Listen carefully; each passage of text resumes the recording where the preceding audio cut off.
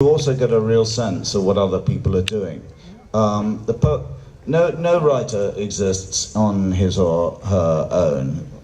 It comes out of a culture. It comes out of other writers, of disagreeing with them.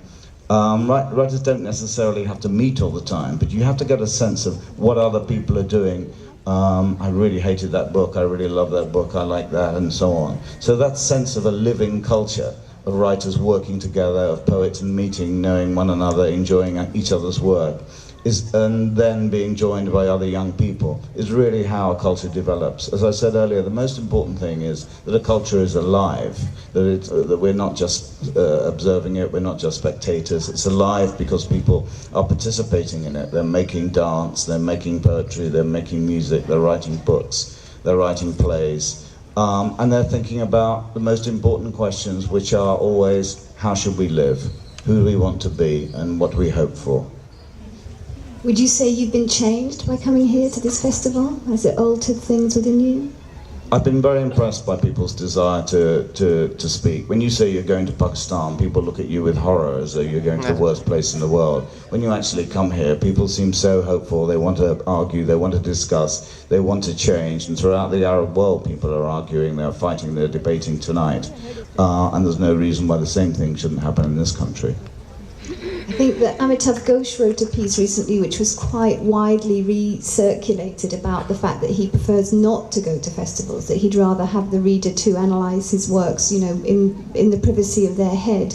Do you think there's a support for that point of view? Would you support that? Writing is a private experience, and reading is a private experience. You sit down in your room with your book and something happens in your head between you and the writer that is private.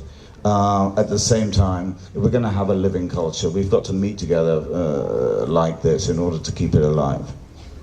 One of the points that I think has come up a couple of times actually during this festival has been the response of the fiction writers to 9/11 and the speed or otherwise with which people incorporated such a major world event into their fiction. How do you feel about that? I mean, do you feel that that's something that matters to you and matters to the writers that you know?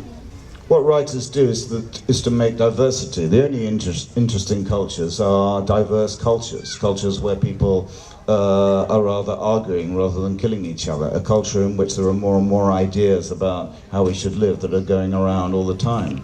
A writer might start that spark, but it's really in conversation between ordinary people that real political discussion takes place. And this has to go on all the time. And it is, in fact, a form of resistance to the status quo.